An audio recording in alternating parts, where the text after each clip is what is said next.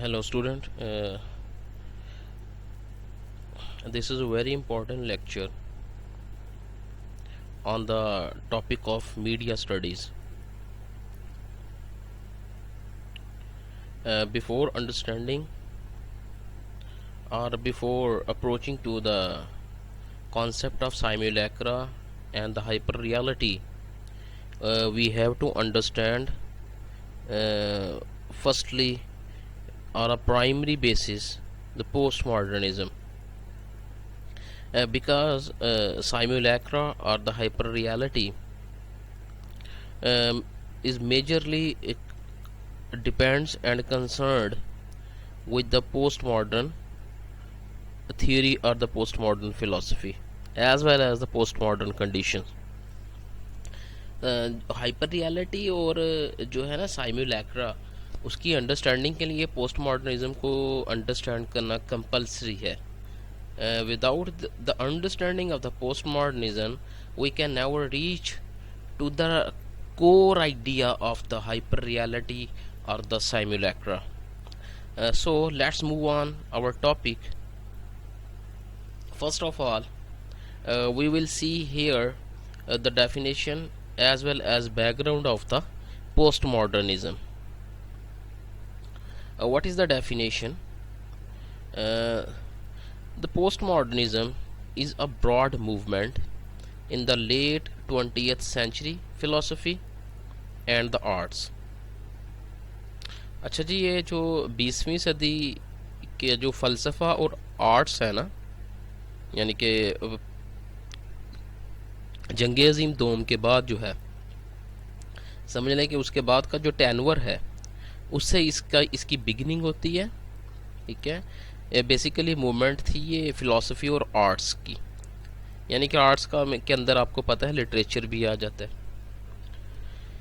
Marked in terms of openness to meaning and authority from unexpected places. अच्छा, इसको जो mark किया जाता है, या मार्क जो किया गया इसको कि ये पोस्ट मॉडर्न है क्यों या क्या है, इससे पहले याद रखिएगा जो मॉडर्निज्म है या मॉडर्निटी जो थी, उसका जो बेसिक जो थीम या आइडिया था, ठीक है, it claimed that the meaning and the authority is the natural order of this world. उन्होंने ये क्लेम किया हुआ था, मॉडर्निज्म ने ये क्लेम किया था, मीनिंग, सेंट्रल मीनिंग या यूनिफाइड जो मीनिंग है, और उसके अलावा जो है अथॉरिटी, ये कुदरत के अंदर मौजूद है. ठीक है, ये कोई इंसानी रीज़न की पैदा करदा चीज़ें नहीं हैं, जब ये क्या है, ये नेचर के अंदर जो है, नेचुरल ऑर्डर के अंदर इनकी जो प्लेसमेंट है. इसने क्या किया, इसने ओपननेस को पैदा किया है मीनिंग और अथॉरिटी को चैलेंज करते हुए. ठीक है जी, इसने कहा जी कोई अनएक्सपेक्टेड प्लेस से जो अथॉरिटी आ रही है या जो मीनिंग यूनिफाइड आ रहा है, जिसको वो नेचुरल ऑर्डर कह रहा है मॉडर्निज्म, उसको इसने ओपन किया. ठीक है, पहली बात. And willingness to borrow unashamedly from previous movement और ट्रेडिशन.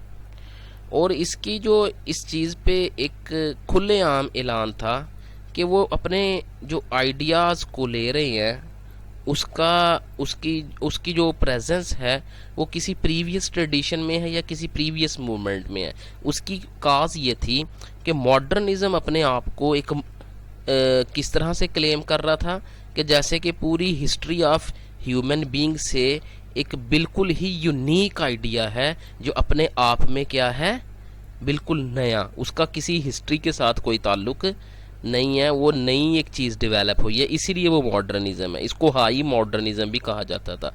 तो वो क्या करता था, वो ये क्लेम करता था कि उसका ताल्लुक किसी भी तारीख में, किसी भी ट्रेडिशन और किसी भी मूवमेंट से नहीं है, वो अपने आप में बिल्कुल नया है.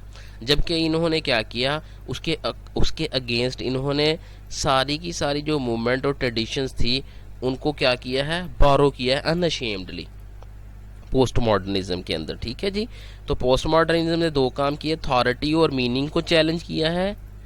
ठीक है, नंबर 2 क्या किया है उसने, मूवमेंट और ट्रेडिशंस को ऑन किया है कि कहाँ से हम नॉलेज और कहाँ से हम चीज़ों को ले रहे हैं, जबकि मॉडर्निज्म के अंदर ये दोनों चीज़ें बिल्कुल इसके अगेंस्ट थी। Second definition of the post modernism is also is a reaction or opposition to the equally ill defined modernism। ये देखें, ये ज़बरदस्त वर्ड उन्होंने इधर एडजेक्टिवाइज किए हैं, to the equally ill defined modern. Ill defined modernism क्या क्या मतलब कि ऐसी जदीदियत जो कि बुरे तरीके से डिफाइन की गई थी, ठीक है, उसके टोटली जो रिएक्शन और ऑपोजिशन है उसको पोस्ट मॉडर्निज्म भी कहते हैं। Also a new paradigm in intellectual thought, ठीक है, ये एक नया पैराडाइम था, एक नया मनहज था इंटेलेक्चुअल थॉट के अंदर। The term post modernism was originated in architecture firstly. अच्छा जी, सबसे पहले जो थी ये टर्म जो थी ना, या आर्किटेक्चर के डिसिप्लिन या उसकी डोमेन के अंदर ये जो थी ये बनाई गई थी 1880 के दरमियान कहीं मिलती है ये टर्म जो है ना, अगेंस्ट परसीव्ड ब्लैंडनेस और हॉस्टिलिटी ऑफ मॉडर्निज्म। किसके अगेंस्ट बनाया गया था इसको? मॉडर्निज्म की ब्लैंडनेस और हॉस्टिलिटी के। यानी कि ब्लैंडनेस का मतलब क्या है कि मॉडर्निज्म एक जेंटल चीज़ है, ठीक है, कि वो बड़ी एक पुर ज़िबाइश चीज़ है, बड़ी अच्छी चीज़ है, बड़ी एक जिसको हम कह लें कि अखलाक के आला सतह पर फायज चीज़ है।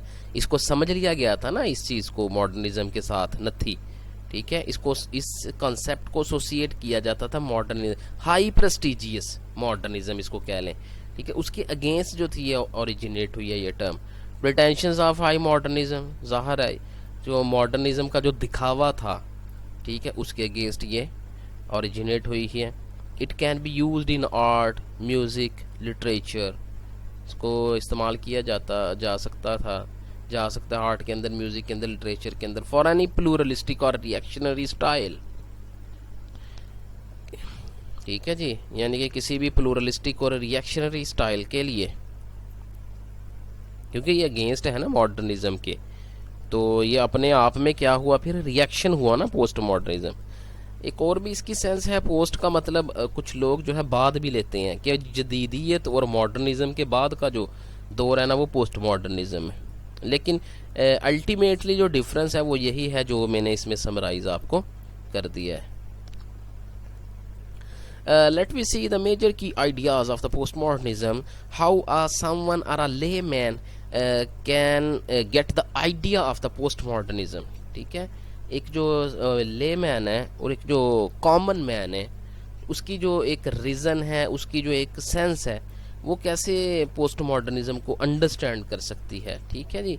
उसके कुछ की आइडियाज़ मैं यहाँ पे आपको ब्रीफ करता हूँ, जो कि हम यहाँ पे स्टडी करने लगे हैं। ये चंद एक आइडियाज़ हैं, मेजर की आइडियाज़, ठीक है। By keeping into our mind we can see और observe the post modern fluctuation in our society as well as in our knowledge. So that number one is the fragmentation, ठीक है जी। fragmentation का मतलब ये क्या है कि reality is not in the unified form, is not in the linear form, but in the dispersed form, in the fragmented form or in the parts।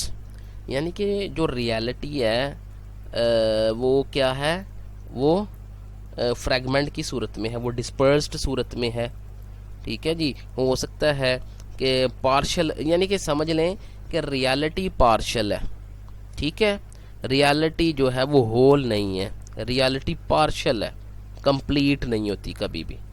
ये सबसे पहला इसका की आइडिया है, ठीक है जी।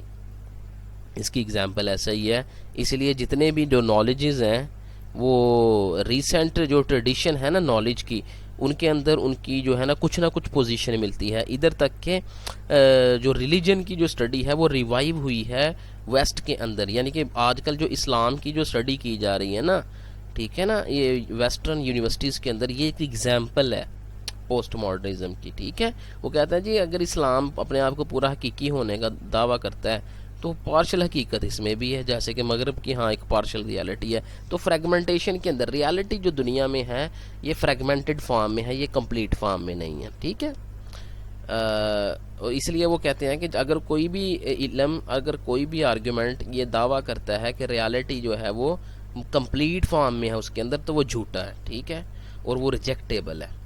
Second key idea is the rejection of meta narratives. जी, rejection of meta narratives किसे कहते हैं? मेटा नैरेटिव की एक टर्म थी मॉडर्निस्ट जो थ्योरिस्ट हैं या मॉडर्निस्ट जो फिलोसोफर्स हैं उनके पैराडाइम में, वो ये थी कि एक हर डोमेन में एक मेटा पोजीशन है। मेटा का मतलब है आइडियल पोजीशन। जैसे कि अगर कोई बंदा लैंग्वेज को स्टडी करेगा तो उसके लिए एक पोजीशन है आइडियल, उसको वो मेटा लैंग्वेज कहते थे। कि लैंग्वेज की सारी जो नेटवर्किंग है, उसकी सारी की सारी जो चीज़ें हैं, उसकी जो अंडरस्टैंडिंग, उसकी जो एक्सप्लेनेशन है, वो तो एक ऐसी लैंग्वेज के साथ जाके जुड़ती है जो इस दुनिया से बिलोंग तो नहीं करती, इस दुनिया से बियॉन्ड उसकी जो है ना वो प्रेजेंस है, वो आइडियल, वो एब्स्ट्रैक्ट फॉर्म में है, वो तो नहीं चेंज हो सकती।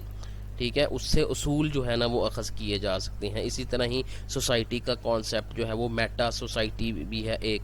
ठीक है, जिस इंसानी दुनिया के अंदर जितनी भी सोसाइटीज़ हैं वो उस मेटा सोसाइटी से खुद असूल अखज़ कर रही हैं, जबकि उस मेटा जो सोसाइटी है उसके अंदर कोई भी वेरिएशन नहीं आती, वो अपनी जगह पे एक आइडियल पोजीशन पे है। ठीक है, तो इसकी रिजेक्शन की है। इन्होंने कहा जी कोई मेटा नैरेटिव नहीं होते, कुछ भी नहीं होता मेटा शेटा। ठीक है, सारे के सारा वर्ल्डली है, यहीं पे सब कुछ होता है, कोई भी चीज़ इस बियॉन्ड नहीं है यहाँ से। ठीक है, इसके रिजेक्शन की। Attack on scientific truth, this is a very famous objection of the postmodernists are a very famous key ideas of the postmodernism, यानी कि साइंटिफिक ट्रूथ का इन्होंने इनकार किया था। ठीक है, ये बड़ी एक तवील एक बहस है, इसके सिंपली तौर पर ये पूछ लें। वो कहते थे कि साइंटिफिक इन्वेस्टिगेशन है या साइंटिफिक जो इंक्वायरी है वो उसके पास ऐसा क्या है कि जो जिस ट्रुथ को वो डिस्कवर करती है उसके अंदर वो कहती है कि इसमें मैंने जो है ना वो बैनुल अक़वामियत पाई जाती है। ठीक है, हालांकि वो उसके प्रोसीजर के ऊपर जो साइंटिफिक प्रोसेस है ना उसको इन्होंने क्रिटिसाइज़ किया था कि साइंटिफिक जो प्रोसेस है वो खुद भी तो बाइस्ड है। ठीक है, इसके एक्सप्लेनेशन है बहुत ज़्यादा, इसके ऊपर किताबें लिखी जा चुकी हैं वेस्ट में। तो साइंटिफिक ट्रूथ को इन्होंने अटैक किया था। उन्होंने कहा था साइंटिफिक ट्रूथ तो कोई नहीं होता, वो ख़ास एक किस्म का साइंस भी एक ख़ास सिस्टम पे चलती है और वो सिस्टम का ट्रुथ होता है, वो को नेचुरल या यूनिवर्सल ट्रुथ नहीं होता। साइंस ने यूनिवर्सल ट्रुथ का क्लेम किया था ना, तो उन्होंने कहा कोई यूनिवर्सल ट्रुथ कोई नहीं होता। एम्फसिस ऑन लोकल नैरेटिव्स, उन्होंने कहा जी लोकल जो नैरेटिव्स हैं उनके ऊपर इन्होंने जोर दिया। लोकल नैरेटिव्स का मतलब क्या है? जो ग्राउंड रियलिटी पे बनते हैं, जैसे कि फॉर एग्जांपल इम्पेरियलिज्म के ख़िलाफ़ जो मूवमेंट चली हैं उनको इन्होंने मतलब है कि वो अप्रिशिएट किया है। ठीक है, तो उसके ऊपर इन्होंने ज़ोर दिया है। ठीक है जी, जैसा कि फॉर एग्ज़ाम्पल जितनी भी नेशनल मूवमेंट्स उठी थी, ठीक है, ब्रिटिश के अगेंस्ट इस सब कॉन्टिनेंट के अंदर, वो सारी लोकल नैरेटिव्स थे ना। जैसे मुस्लिम लीग का नैरेटिव था अकीदा, या हिंदू का जो नैरेटिव था वो कलेक्टिव नेशनलिज्म था। ठीक है जी, ये सारे लोकल नैरेटिव्स थे। Number 5 stress on multiple local and autonomous struggle.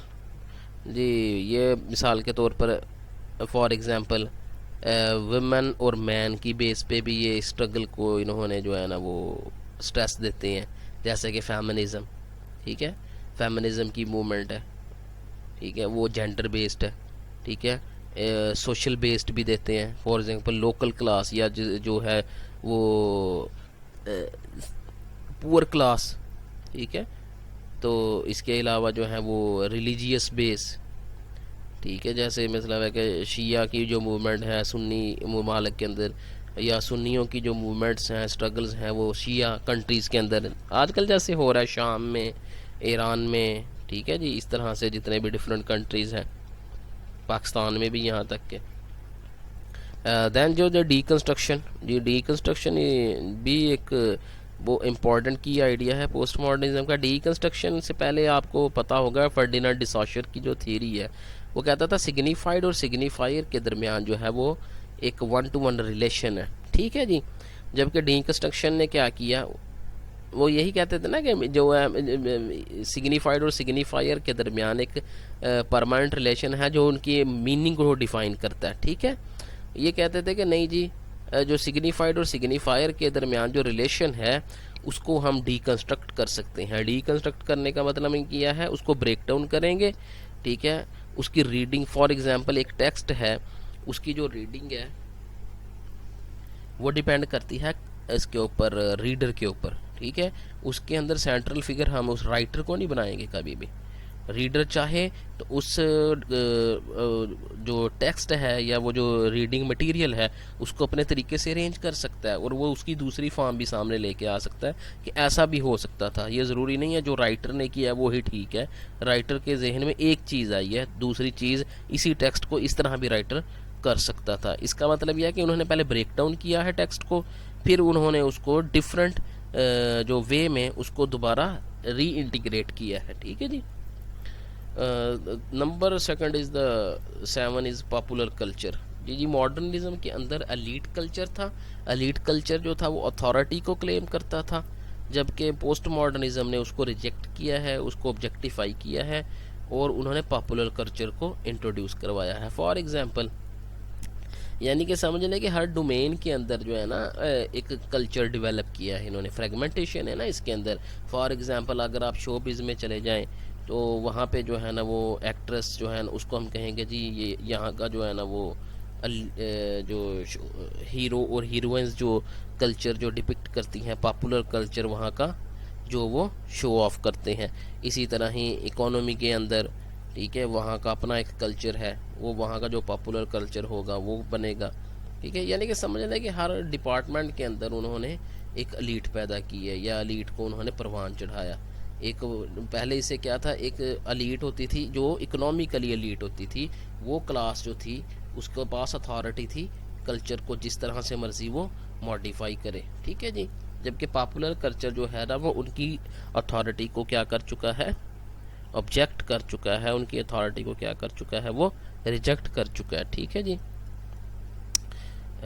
Number 8 is development of सब कल्चर। ठीक, डेवलपमेंट ऑफ सब कल्चर के ऊपर फोकस है। फॉर एग्जांपल आपके यहाँ सराइकी कल्चर हमारे यहाँ पाकिस्तान में उसको प्रमोट किया जाता है, उसको फोकस किया जाता है, मीडिया फोकस करता है जनूबी पंजाब के अंदर, जिसकी बेस पे आजकल जो है ना वो एक सुबह की भी जो है ना तरगीबात दी जा रही हैं। तो ये पोस्ट मॉडर्निज्म का एक जो है ना वो की आइडिया है। Number 9 is a cultural logic of the late capitalism. जी, कैपिटलिज्म की बात रह गई थी। फ्रेडरिक जेमसन है, उसने इसको, मार्क्सिस्ट है वो, उसने ये टॉपिक के ऊपर अपनी डिस्कशंस की हैं। उसने कहा जी जो कैपिटलिज्म है ना, इसने जो कल्चर की जो एक दाग बेल डाली है, ठीक है। कल्चर कुछ भी नहीं है कैपिटलिज्म के लिए, एक जस्ट कंज्यूमर एक सोसाइटी है, ठीक है। जो कल्चर कैपिटलिज्म डेवलप करता है ना कि कल्चर डेवलप होना चाहिए, कल्चर होना चाहिए, वो जस्ट क्या है, वो एक कैपिटलिज्म उसको इसलिए सपोर्ट करता है क्योंकि कैपिटलिज्म के लिए वो इन इकोनॉमी एक्टिविटी के लिए वो एक चीज़ है। कल्चर एक इकोनॉमिकल एक्टिविटी है कैपिटलिज्म के लिए, इसलिए cultural logic of let capital वो कैपिटलिज्म को कल्चरल लॉजिक के ज़रिए डिफाइन करता है, ठीक है जी, या उसको इस्टेब्लिश करता है, बताता है कि कैपिटलिज्म जो है वो कल्चर के पीछे छुपा हुआ है। तो डेवलपमेंट ऑफ माइक्रो पॉलिटिक्स, ये बिल्कुल वही मैंने पीछे जो एग्जांपल दी है उसकी सराइकी कल्चर की, ठीक है, उसकी बेस पर सराइकी पॉलिटिक्स भी हो रही है, जिसकी बेस पे वो प्रोविंस, एक सेपरेट प्रोविंस की एक डिमांड की जा रही है। Denial of history, denial of history का इनकार करता है जी पोस्ट मॉडर्निज्म, क्योंकि ये था क्या नाम है, फ्रांसिस फुकुयामा ने एंड ऑफ हिस्ट्री बुक लिखी थी। उसने कहा था जो सोशलिज्म का जो कॉन्फ्लिक्ट हुआ है कैपिटलिज्म के साथ, रशिया और अमेरिका का, उसके अंदर डिफीट हुआ है सोशलिज्म की जो लड़ाई है वो हिस्ट्री से नहीं हुई। पहले लोग ये बात करते थे कि जी तारीख ने उस फलां जो है ना वो मूवमेंट या फलां जो एक स्ट्रगल है उसको ख़त्म कर दिया। वो कहता है नहीं, जो सोशलिज्म को जो डिफीट किया है ना, वो कैपिटलिज्म ने किया है, क्योंकि कैपिटलिज्म ही वो एक फॉर्म थी जो तारीख के नतीजे में एक तारीख का नतीजे के तौर पर, एक आखिरी नतीजे के तौर पर ज़ाहिर हुई है, और वो ही अब कायम और दायम रहेगी। ठीक है, इसलिए हिस्ट्री का क्या हो गया है, ख़ात्मा, एंड ऑफ हिस्ट्री हो गई है। अब जो चीज़ चलेगी वो हिस्ट्री नहीं होगी, वो कैपिटलिज्म होगा। ठीक है, हिस्ट्री ख़त्म हो गई है जो, क्योंकि कैपिटलिज्म हिस्ट्री की एक इंतहाई जो है ना वो रिज़ल्ट है, या हाईएस्ट रिज़ल्ट या final result of the history, जिसने हिस्ट्री को भी ख़त्म कर दिया। इसलिए वो डिनाइल ऑफ हिस्ट्री की बात करते हैं पोस्ट मॉडर्निस्ट। तो एंड ऑफ एम्पेरिसिज्म, जी एम्पेरिसिज्म का ताल्लुक भी आपको पता है कि एम्पेरिसिज्म किसे कहते हैं, कि 5 सेंस के थ्रू जो है ना एक्सपीरियंस करना। ठीक है, ये इसकी आपको पता है कि साइंटिफिक इंक्वायरी के अंदर एम्पेरिसिज्म की एक प्लेसमेंट थी, और लॉजिकल जो पॉजिटिविस्ट वाले थे उन्होंने इसको क्या किया था, इनको उन्होंने साइंटिफिक इंक्वायरी के जो मेथड था उसके साथ एम्पेरिसिज्म को मिलाकर एक सोशियोलॉजिकल मेथड जो था ना वो बनाया था। जबकि फिर क्या हुआ, एम्पेरिसिज्म और साइंस जो थी इन्होंने बड़ी पार्टिसिपेशन की है डिफरेंट मेथड्स के अंदर, और ये आगे चलकर एम्पेरिसिज्म की जगह स्टैटिस्टिकल ने ले ली है। स्टैटिस्टिक्स एम्पेरिसिज्म ने को रिप्लेस किया है, यानी कि डाटा जो था वो एम्पेरिसिज्म की जगह ले गया। जबकि जो बाद वाले लोग थे वो साइंस को उन्होंने फिर क्या कहा कि साइंस इज़ अ मिथ। ठीक है, साइंस की एक मिथ थी, इसलिए ये ऑड नॉलेज था। ठीक है, और जो ये मिथ क्यों थी, क्योंकि ये जो ट्रेडिंग करने वाले लोग थे, ठीक है, और ये जो दुनिया के अंदर कैपिटलिस्ट जो लोग हैं, ये उनका एक हथियार है, इनका एक टूल है। ठीक है, ये साइंटिफिक इंक्वायरी और एम्पेरिसिज्म, क्योंकि वो डाटे देते फिरते हैं, वो डाटे की शक्ल के अंदर इंफॉर्मेशन प्रोवाइड करते हैं, वो डाटे की शक्ल के अंदर ही स्टैटिस्टिकली डिफरेंट जो है वो वे के अंदर चीज़ों को अप्लाई करते हैं, चीज़ों को परसीव करते हैं और लोगों को मोबलाइज करते हैं। इसलिए एम्पेरिसिज्म का भी एंड हो गया according to post modernism. Influence on post modernism, which of the philosophy that influenced the post modern movement. सबसे पहले जो कॉन्टिनेंटल फिलोसफी, जी कॉन्टिनेंटल फिलोसफी और एनालिटिक फिलोसफी जो थी ये दोनों अपोजिट है। ठीक है, कॉन्टिनेंटल फिलोसफी का जो फोकस था वो सिंथेसिस पर था। ठीक है, सिंथेसिस का मीनिंग क्या है कि इंडिविजुअल का सोसाइटी के साथ क्या सिंथेसिस है। ठीक है, कॉन्स्टिट्यूएंट का होल के साथ क्या सिंथेसिस है। ठीक है, इस तरह के क्वेश्चंस को कॉन्टिनेंटल फिलॉसफी ने डील किया है, और ये यूरोपियन सेंटर फिलॉसफी थी। इसमें डिफरेंट ट्रेडिशन और डिफरेंट फिलोसोफर्स जो थे उन्होंने इसमें पार्टिसिपेशन किया है। जबकि एनालिटिक फिलॉसफी बिल्कुल इसके अगेंस्ट, ये एनालिसिस, इसका कंसर्न जो था वो एनालिसिस था। एनालिसिस किसका, थॉट का, एनालिसिस नॉलेज का, एनालिसिस माइंड का, ठीक है, कॉन्शियसनेस का। ठीक है जी, इन्होंने इन चीज़ों को जो था वो टॉपिक बनाया अपनी फ़िलॉसफी का। तो इन दोनों फ़िलॉसफीज़ ने इन्फ्लुएंस किया है पोस्ट मॉडर्निज्म को।